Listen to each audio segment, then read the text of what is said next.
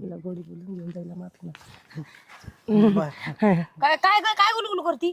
हा आता नवरा येतो ना, आता बसव ना याला इथंच. हा. बसा बसवीन मी आता त्याला काय? बस खाली बसा, डबल बसा, खाली बस बसा, बस बसा, बस बस खाली बसा. मी पण काय बस, घाबरतो का? मी पण बसायला तयार आहे. बसा, बसा. बसा. याला हाकलून दे, याला हाकलून दे पहिले. कामाला येतं कामाला जाणं कामाला इथं आहे का तू?